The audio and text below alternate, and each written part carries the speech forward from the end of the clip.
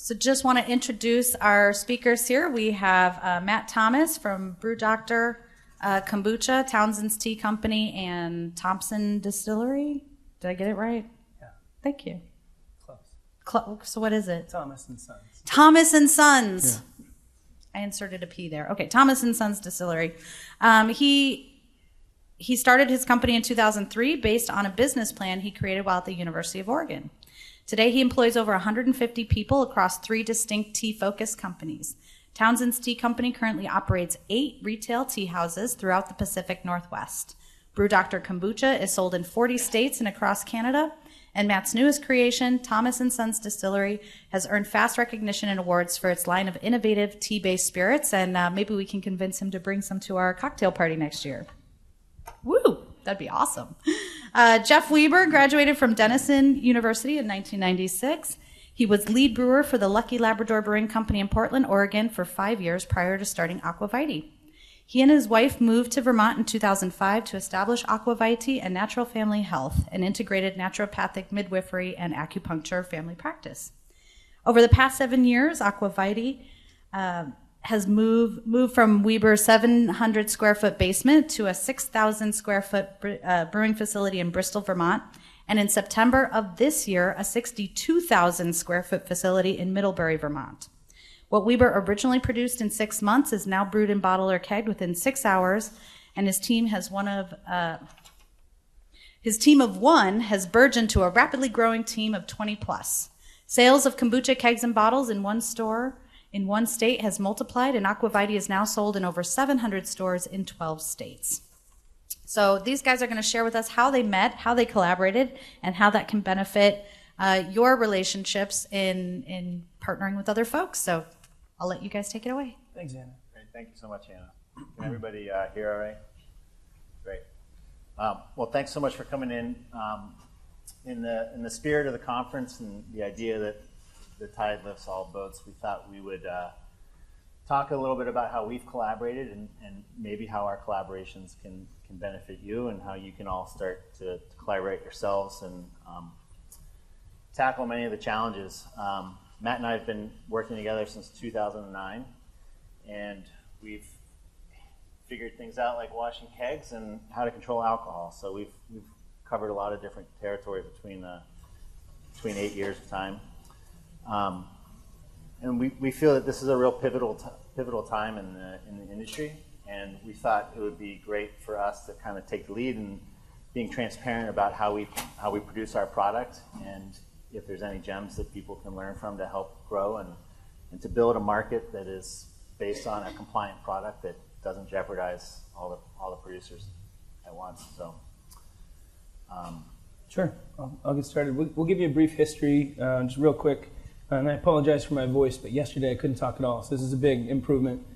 Sure. So I founded Townsend's Tea Company in 2006 with the idea that tea deserved its own place. Coffee shops were, popping up everywhere and have been for a long time. And the original business idea was to start a cool, casual coffee house style atmosphere, but with everything you could do with tea. In 2008, everything you could do with tea grew into kombucha. Our customers started bringing in GTs, asking if we made kombucha. I didn't know what it was, and they told me it's tea. And I said, well, it's tea. We better do it, because it's kind of what the mission of Townsend's was growing into. So we started making it just with the same teas we were using at our tea houses to serve customers. And that was kind of the happy accident of being a tea company first, as we had already developed delicious tasting tea blends, and we just turned those into kombucha. And it sold well for us, so much so that we immediately leased out the basement of our Northeast Portland tea house and filled that up with a bunch of buckets and racks. And then the tea house started to smell like vinegar, of course, and customers didn't think much of that. So we found out about the Whole Foods Local Producer Loan Program, and in 2009 we got a $48,000 loan from Whole Foods to take us out of the basement and into our first 4,000 square feet of brewery space. And just with the equipment that we bought with that little bit of debt, that was our big first stepping stone. We were able to grow year over year until 2013. We decided to take another big step, and we got $2 million SBA-backed loan to really expand and build out our 10,000 square feet in Southeast Portland. As soon as we had that, again, we were able to run with it. So we made the decision right away to take another step. So we just, about a year and a half ago, we leased a 50,000 square foot building in Tualatin, Oregon. And it was about an $8 million project between equipment and tenant improvement, all the construction costs. And that's been online for about 7 months now. And we're going to show you a video tour of that facility in another slide.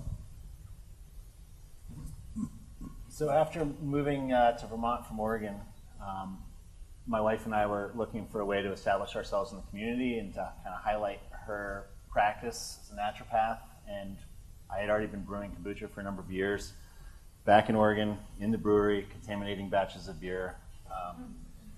And we decided it would be a great way to introduce ourselves to the community. We went to the farmer's market with our kombucha and met all the people and grew her practice and saw that kombucha was going to be a success on the East Coast, despite many old ladies spitting it back in my face. So we were totally bootstrapping. We had just put everything we had into my wife's practice. And so the idea of bottling and all the waste associated with throwing glass away kind of led us to do the kombucha on tap model. We launched that in November of 2007 in a co-op, and it immediately caught on, and we continued to scale from there. All operations at that point are similar 700 square foot basement space of our farmhouse. As we continued to grow, we started raising debt and kind of oxymoron on raising debt. But yeah, we took on a bunch of financing and we were able to scale up out of our 700 square foot and into a 6,000 square foot. We were there for about 2 years before we needed to move again, and we were fortunate enough to find a large cider company that is just moving out of their 62,000 square foot building, and we were able to step in with pre-existing tanks and infrastructure. And that's where we're at now. Yeah. Sure, I'll go for it. Jeff and I connected in 2009 originally and decided to work together to share our strategies for growth with a heavy focus on sharing our research around solutions to controlling the alcohol issue. Felt like the right partnership because we were both absolutely committed to keeping our kombucha raw and unpasteurized and not putting out any kind of diluted product. Our customers were enthusiastic for what we were selling them, and we didn't want to have to change that. And you guys know, I mean, people tell you how great your kombucha makes them feel, or there's not any testimonials we're really allowed to put on on the website or anything, but so many people will come and tell you how it's fixed something for them. And that was important. So we decided to work together to maintain that level of authenticity while coming up with hopefully solutions to all the issues. So here's how it all kind of went down. So here I am in the basement of my farmhouse making little 20-gallon batches of kombucha. Familiar story probably to most of us in the room. I'd been at the farmer's market and had success in the co-ops, and we were growing, and we had just landed our first $40,000 bank loan to start scaling up. And I was closing up shop one day, and I kept noticing this suspicious-looking vehicle driving past my house. All of a sudden, it pulls into the driveway, and out stepped 3 gentlemen with badges and guns. And they came and knocked on the door. And for the next 6 hours, they were all up in my business. They were all over the house. They were searching around the property. It was 1 TTB agent and 2 Department of Liquor Control agents. And it was really frightening. They had me describe the entire brewing process that we were doing, and I couldn't even type. I was so nervous at that time. And this completely caught me off guard.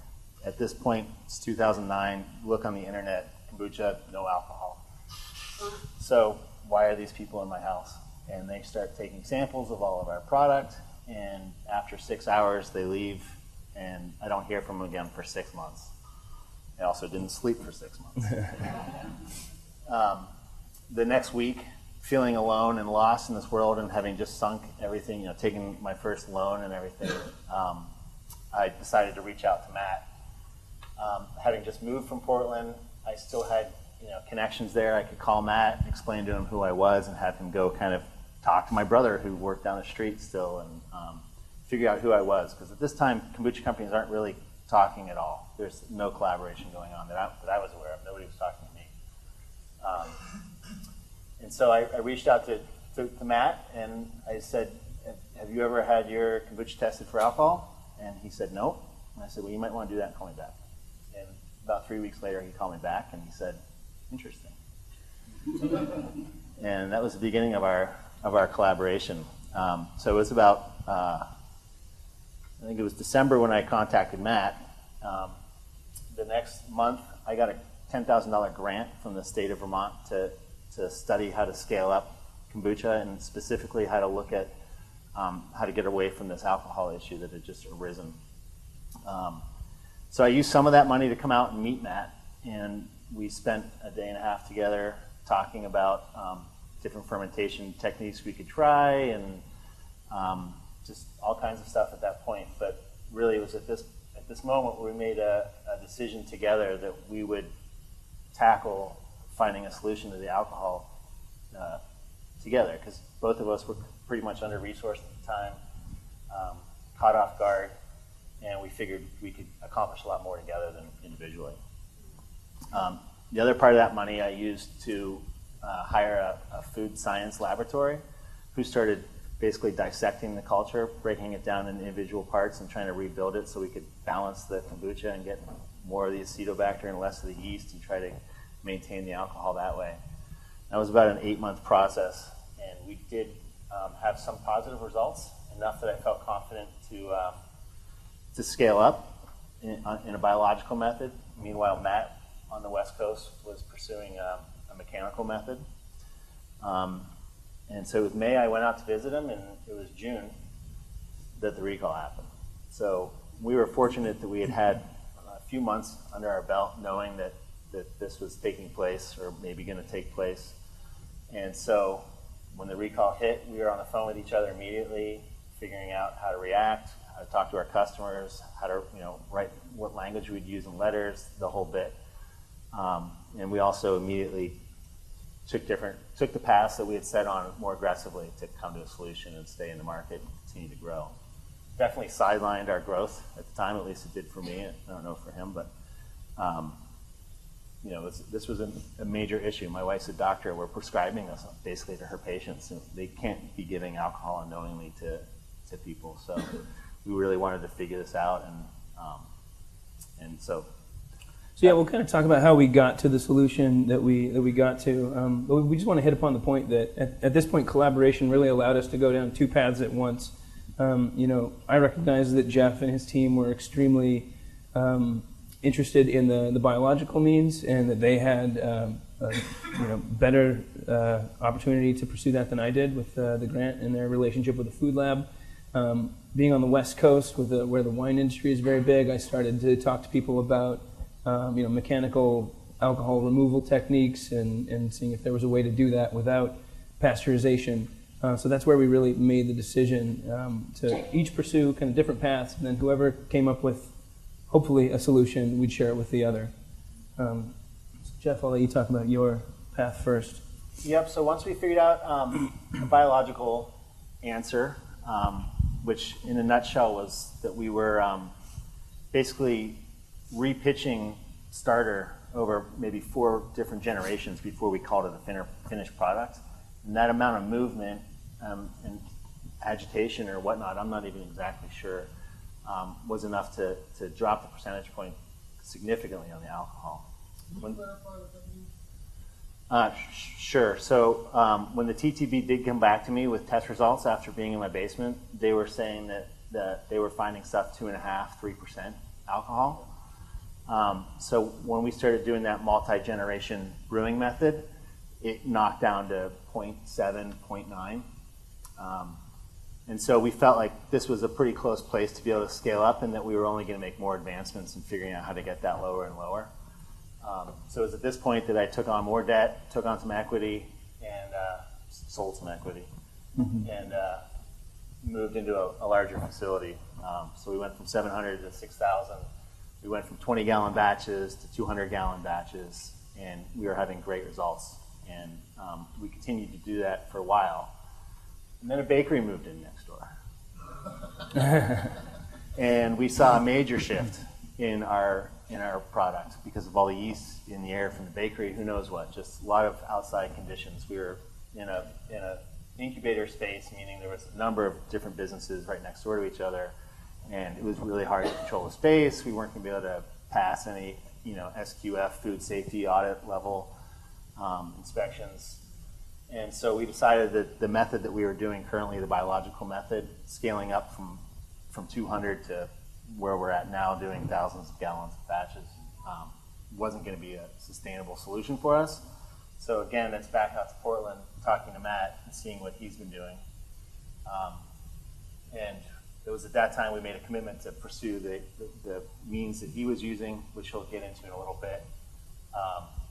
But at this point, we take on major financing to buy a piece of equipment, move into this large facility, and we begin doing what I call, we're controlling the alcohol with modern techniques using ancient traditions. So we're still brewing kombucha in the way. We're not having to do any methods of moving liquid around to try to dumb down the probiotics, which, by the way, didn't really work on another level too. It really weakened the culture, and we weren't seeing good counts.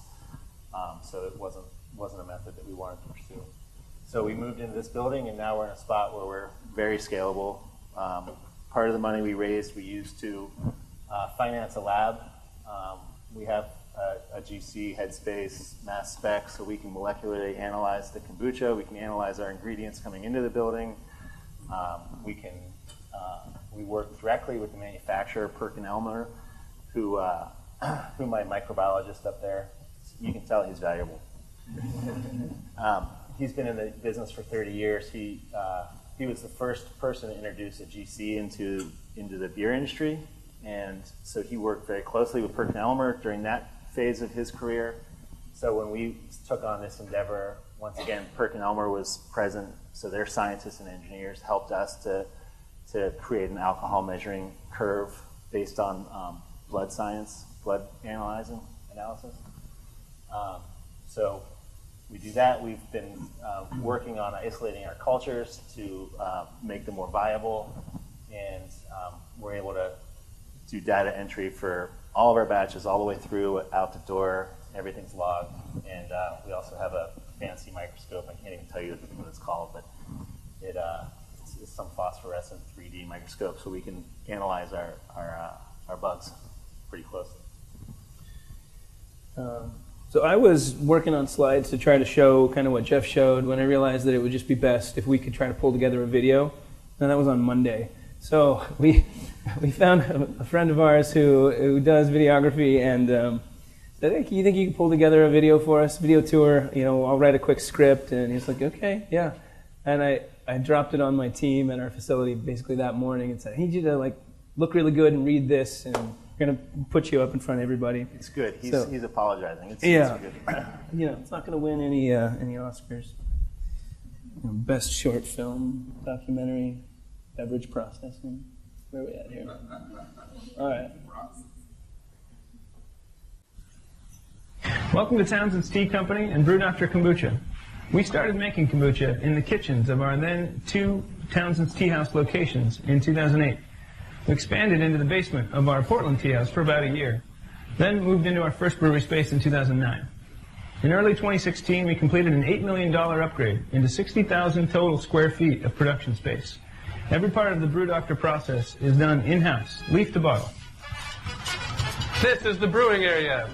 Here we blend our recipes of organic tea and botanicals to make each of our 10 flavors. Today we're brewing Clear Mind. It's a blend of green tea, peppermint, rosemary, and sage.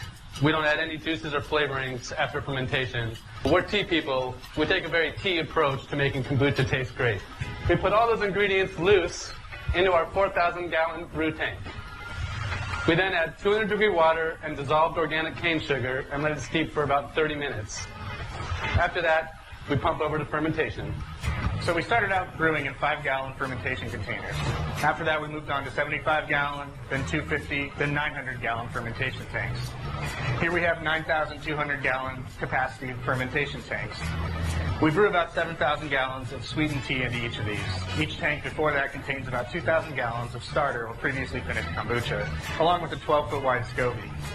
The tanks have cloth top ventilation ports at the top, and we keep the air moving in here while keeping it at a constantly 82 degrees or so. These batches take about 2 to 3 weeks to ferment, and after they're done, we test them for pH, flavor, and sugar content. After we're done, we're satisfied that the batch is complete, and we pump it over to the chilled holding area. This room is full of 8,000-gallon chilled holding tanks. The finished kombucha is pumped into one of these tanks and quickly refrigerated down to around 33 degrees. At this point, it's ready for alcohol adjustment. We ferment kombucha in an authentic, traditional way. That's how we believe raw kombucha should be made, and we believe it's how customers expect it to be made. Because we use the traditional process, the kombucha at this point has an alcohol content anywhere from 1 to 2.5% alcohol by volume. In order to make real raw kombucha that abides by alcohol rules, we utilize a technology that removes the alcohol from liquids without use of the excessive heat. This is called a spinning cone column. It's a method of distillation, and as such, our licensed brewery is also a licensed distillery. Here's how it works. So kombucha is pumped into the top of these columns. Inside the column, the atmospheric pressure is reduced to the point where ethanol, aka alcohol, atomizes at a very low temperature, around 100 degrees. The column is heated to that temperature, and the ethanol starts to atomize and turn into a gaseous state. Clean steam is then fed into the bottom of the column.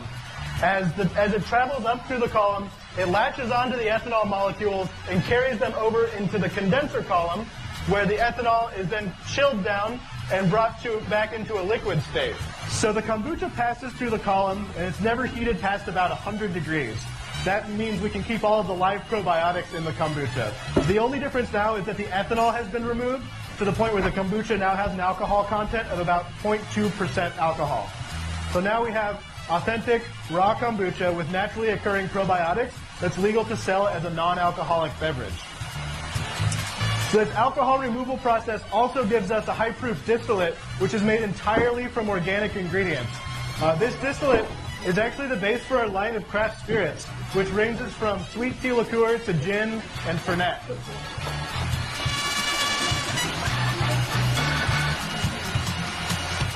Once the kombucha has had its alcohol removed, it is put back into a chilled holding tank until we are ready to bottle it. Here is our current bottling line. As of January 2017, we are producing around 300,000 bottles a week and hoping to make at least twice that by the end of the year. Because we have gone through the trouble of removing the alcohol, we need to keep our kombucha cold enough so that the further fermentation does not occur. Therefore, we have similar bottling process to a craft beer. Kombucha is put into these bright tanks where it is gently carbonated overnight.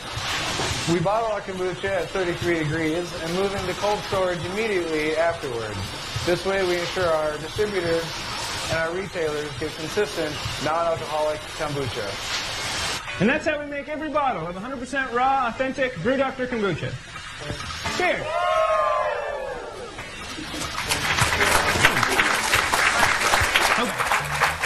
So I think that's good.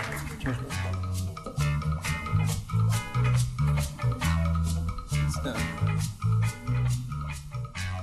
Let's go next slide. We can take questions right now. If anybody has any questions about anything they saw and they want to come up to any of the microphones, Jeff and I are happy to talk about the technology that we use to remove the alcohol. And since you just saw it, it might be a good time. Or if there are no questions, we can move on. And if you ask a question, you get to try the alcohol. How did you get the water? Would you mind going to a microphone so we don't have to? It's just for the video feed. Otherwise, we have to repeat your question. And my throat hurts a little bit. Okay, so in larger volumes like that you're doing, how do you get to heat up the water to the right temperature for brewing tea? I got my brewing team here. Andy, do you want to? We have to play a pH change in the texture. I'll repeat it. Hot water boiler. If, You produce about 35 gallons a minute, 195 water. We have 7,500 gallon water tanks that fill up overnight with filtered water, and we use those to pump fast through a plated heat exchanger and boiler in order to have about 35 gallons a minute of 200 to 220 degree water on demand at all times when we're brewing. Is that close, Andy? Okay. Yeah. Yeah. Cold water goes in one side, steam goes in on the other side, and they transfer the heat and immediately rapidly heat the water. Sure. See, as a small brewer in process, I've had success initially with biological method, but as that grows, I saw you said you had problems with that, and you're using a mechanical method now. You're saying at 100 degrees Fahrenheit, the alcohol dissipates. Is that what you're saying, more or less? For a small brewer, would that help? No, so that happens in a very special condition. That machine that was in the video has a huge vacuum pump, and the vacuum creates pressure so that things volatilize basically at lower temperatures. So instead of having to boil something to release the volatiles, it decreases the vacuum decreases the pressure. The boiling point comes down. There's steam that comes through that grabs it as the volatiles are being released. Ethanol is basically just a volatile. It's one of the first things to come off as you heat up. Essentially, the atmospheric pressure inside the column is reduced to nearly the moon, where water would boil at like 103 degrees Fahrenheit. So ethanol boils before water, kombucha. So you just heat it to the point where the ethanol starts to mist off, and then steam is pumped through the bottom and grabs onto it and pulls it off. And the kombucha passes through and has the same amount of colony-forming units, live and active cultures, as before. The only thing that's removed is water, ethanol, and a little bit of aroma from the herbs or botanicals that are used. And makes the kombucha kind of concentrated. It's a really expensive form of distillation. Okay, let's move on. I have a question. Sorry. So, I just snuck up on you here. So when you, in the first containers that you brew in, I'm assuming it's loose leaf tea. When you, how do you filter that tea out, or how bogged down does the filter get, or what happens in that process? And then I have a second question. If the laws change regarding the alcohol level content, will you change the process when you remove the alcohol to have it higher, or will you just keep it the way it is? I'm also only asking these questions so that I can have some. Well, the first question was around just straining out the tea. So we look to the wine and beer industry a lot, and we use what's called a waterfall tank, so that all those botanicals, it's essentially all the tea gets pumped and falls through this screen, and all the liquid falls down, and all the material, all the tea leaves and botanicals are kept on top. And so that's then collected into a big tote tank with a forklift that picks it up and dumps it into the compost. So it's a very elegant solution. And we can actually use a little bit less ingredients that way because the tea has so much room to move around inside that giant 4,000 gallon brew tank. The second question was, if we succeed in getting it to 1.1%, that'll just mean we don't have to be as diligent about the spinning cone column. You have to stay on top of it. We like to get it down to 0.1%, so that if it does sit out, it can come up a little bit, but we usually don't see it come up past 0.3 or 0.4. We could probably run it faster if we didn't have to drop it to such a low alcohol content. And so how much would that change the taste, do you think? Or would that be a significant enough impact on the product that you would notice? No, I mean, you just notice literally just like the little bit of that alcohol flavor, if you taste it before we run it through versus after. Oh, thank you. Yeah. Quick question. Big fan of your product, by the way. Thanks. When we buy it in the store and you pull it out, there's no SCOBY stains. Why is that? Is that a conscious choice, and how do you do that? Absolutely. That's, if there's ever SCOBY in the bottle, that just means it was bottle conditioned, right? So it was bottled flat or right out of fermentation, sat out at room temperature for, 3, 5, 7 days, a couple of weeks, and that's how that producer is creating CO2, right? Because the fermentation is continuing, the yeast are eating the leftover sugar and burping out CO2 into the liquid and crapping out little bits of yeast to clump up into that SCOBY. So if you see a bottle of kombucha with a SCOBY in it, you know that was how they carbonated. And we don't do that because, again, we went to all that trouble of making our alcohol low. We don't want to risk another 0.3, 0.5 raise while it does that. Also, people love to post videos of GTs, fountaining out. It's a consistency issue on the carbonation level. We measure our carbonation. We know that our customer's going to get a similarly carbonated bottle every time, rather than like, okay, it's been 5 days, let's try it and see if it's carbonated. Yeah. Quick question for you. When you're steeping your tea in those big vats, are you circulating it while it's steeping? Greg, Mo, what do you guys think? A little bit. We'll trickle CIP, just filtered water through CIP, just to stir things up a little, but we don't have too much trouble. I think we use it pretty well. There's a lot of room there. Yeah. It's getting pumped into the tank. It's kind of swirling around. So the answer for the video feed is that no.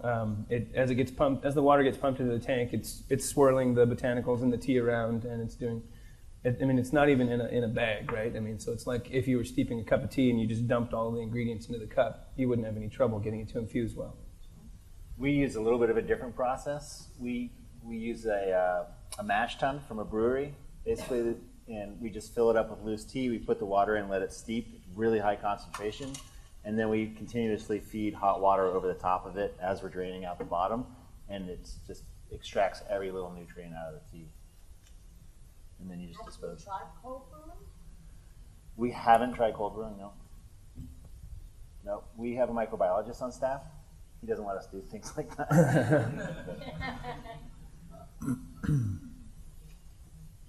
Any other questions? Come up to the mic.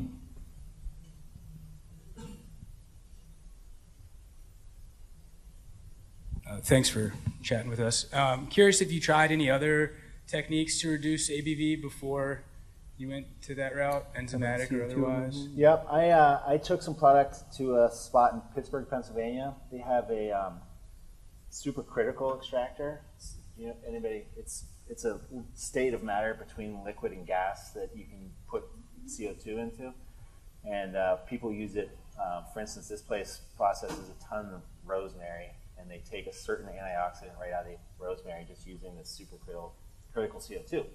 So we put our product in there, and it pulled the alcohol off beautifully, but it also killed everything in it. So that wasn't an option for us. We've on the biological side, the trial and error was intense, but mechanically, those were the only two solutions that we ever explored. Hi. Hi, I have a question about how do you test new flavors? Like, I know your vanilla oak is new, and you're brewing on such a large scale. Yeah, so we have little pilot plants. So you just make a smaller batch of it, and you can convert or buy a keg that you can carbonate right into, so you can make like a little 5-gallon batch of it. And then you just have to be careful on how you scale it up to make sure that the flavors extract right. Right. Yeah. Yeah, we do small batches, but in order to strip off the alcohol, we have to do at least 400 gallons or something like that. So, we don't commit that much material until we know it's a good tasting prototype. Right. But again, it doesn't taste much different before and after alcohol adjustments. So. Thank you. Mm-hmm. You said your microbiologist said it wouldn't be good to cold steep. We were thinking about that, but now we probably use just a really hot water that we get directly from our filter, and it's about 160 degrees Fahrenheit. So would you say that is a temperature that's safe, or? I would. He wouldn't. He's picky. He's picky. He wants to see it at 180, 185. Okay. Honestly, between us and the walls, I don't know that we always get it to 185. I mean, it extracts fine. He's obviously he comes from a food science background, and you just don't mess around with that kind of stuff. Okay. Yeah, so.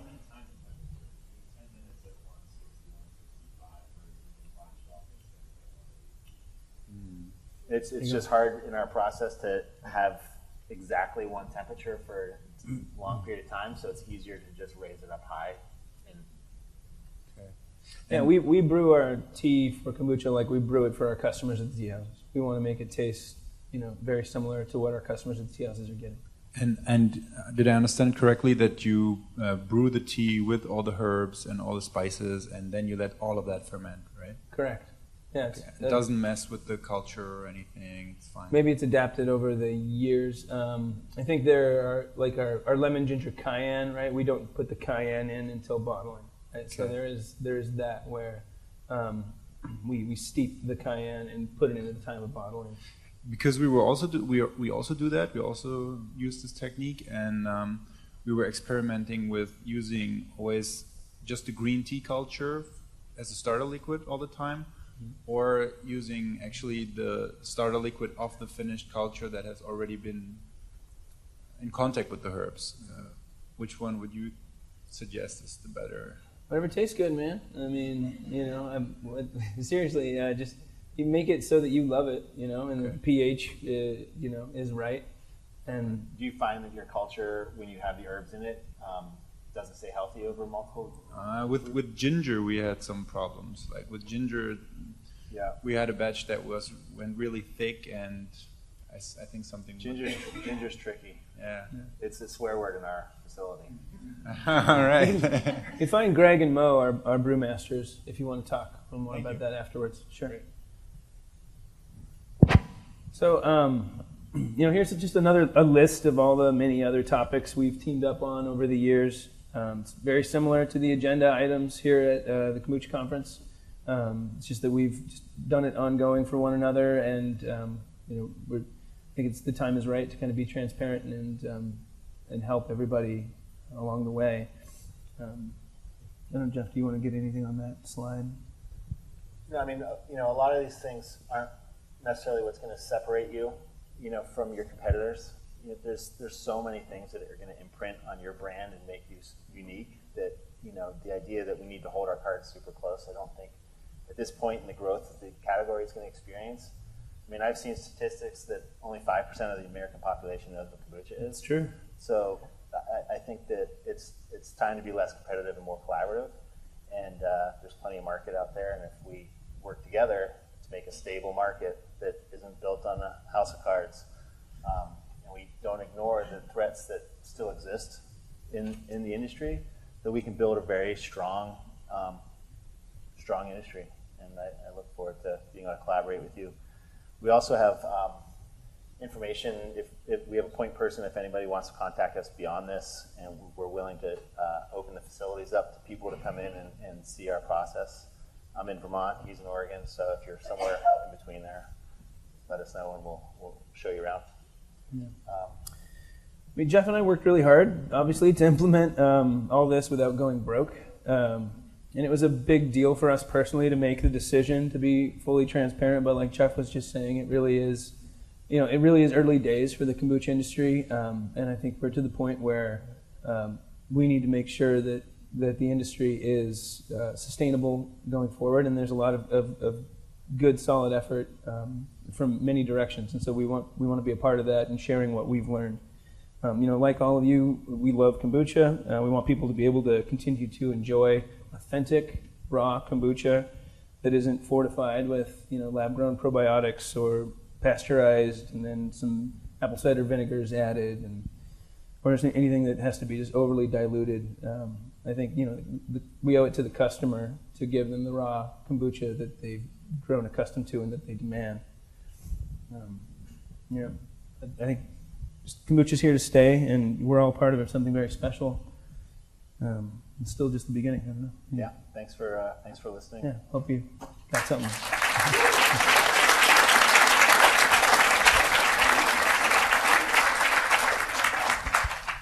Does anybody have any more questions? We have a few minutes. Where do you guys sell the alcohol products? Oh, sure. We can talk about the alcohol. That's the fun part. So the happy side project that you get if you buy one of those machines is you start a distillery, because you have to have one of those machines. So you can sell it off cheap to another distillery for them to make a vodka, or team up with a distillery like Jeff has to make a vodka.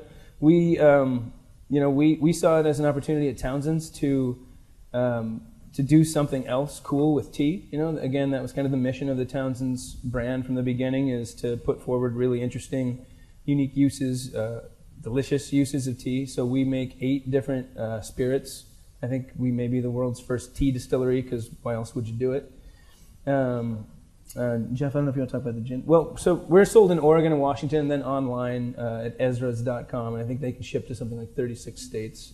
But I mean, it really is a great method of distillation that more distillers would want to use if it didn't cost 15 times as much as a pot still, because it doesn't create any methanol really, because it doesn't use heat, right? So I don't know if you know anything about distillation, but there's the heads, hearts, and tails where there's methanol at the beginning and the end, and because there's no heat really used in this, it's all just clean ethanol and water, and so it's a good base spirit.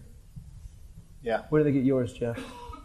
So mine's not available on the market yet. We're a little bit behind releasing it. But in April, we're going to have it start off in Vermont, Massachusetts, selling it and try to move it to Maine as quickly as possible. But should be fun. See what the market thinks about, see if there's any crossover between the vodka aisle and the kombucha aisle. Sure. Hey, Question? Matt, Sean here from Soma. Hey. How much volume do you lose when you use this technique? Nothing. So the water and ethanol that is removed is replaced with water. So there's no volume loss. Yeah. And, sorry? Would you share how much it costs? Yeah, sure. So in our Portland facility, where we make, Andy, how much do we make a month there? We make 60 barrels a day of kombucha.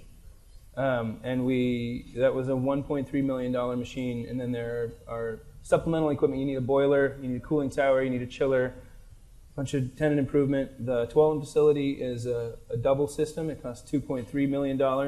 Then again, a boiler that's big enough to give you all the hot water you need for a large hotel, probably. And we're going to need another one there probably sometime in 2019. And we already have a spot for it. So we're saving our pennies. So 1.3 million is not exactly in our current Exactly. budget. Right. Have you found any other fairly effective methods in the form of filtering, straining? No, and that's another thing is with us being open about this method, we're hoping that others who have had success with that and claim to have success with that will hopefully come forward, and the whole industry can really start to send around all the different solutions and show each other. Make a video, show the solution to how you control the alcohol content, so that all the new kombucha brands that are doing great in their local markets don't get surprised when they have an alcohol shock. Yeah, I can't tell you how badly I wish I'd found a biological solution, because it is a heavy investment, and it everything comes with a huge cost on top of the cost. So I personally have a lot of faith that in the next 10 years we're going to see a lot of advancements in the brewing of kombucha, especially if we're collaborating and talking. Now that microbiologists are taking an interest in it and looking at it. In the beer world, right? You use your yeast maybe 3 or 4 times. You either clean it or you buy in new yeast. Some places do what they call serial pitching, which means every time they make a batch, it's a brand new yeast that they're getting from a lab. And that keeps that yeast from mutating and changing. And we're all doing open fermentation that opens up the variables so outstanding that it's really hard to say that your culture is anything like mine or his. So maybe there's a time where we're constantly buying in culture and it's clean. What we've seen is, since we've added the lab, and when we do 1-gallon batches on like store-bought kombucha pads, we see the alcohol only going to 0.7, 0.8. It's that scaling up, and it's the generational mutation that, yesterday Hannah talked about the balance between the yeast and bacteria. That and they're just adapting. There's different things in the environment, seasonal changes, and it's just, for me, it was too risky to rely on that. There was just too much at stake that one batch goes out bad and it's game over. So, that's why I've hired a microbiologist is so that we can find a biological solution, or just figure out how to make kombucha better and better and better, more potent. And I think it's the greatest thing. I believed everything, about it. It grows your hair back, everything. But no, I really do think there's a lot to it. It's very powerful, and I think that that we're going to learn a lot in the next 10 years. So, no, but there's hope. Well, short answer. And I don't think there's anything wrong with selling plus 21 kombucha. I think people that are doing that are making really good product. And there's some product out there right now that's under 21 that is pretty questionable. Because they're struggling. People are scared. They don't know what to do. They're taking short steps, or who knows what. I really don't know. But I think that in general we could make all the kombucha that's available safe and really good by figuring out where you want to be. We're in Canada. Football. Yeah, I love Canadians. Right? Sorry, that was weird. We got it. No, we need a wall up there, though.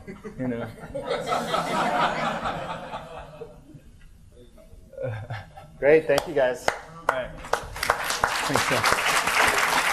Thanks,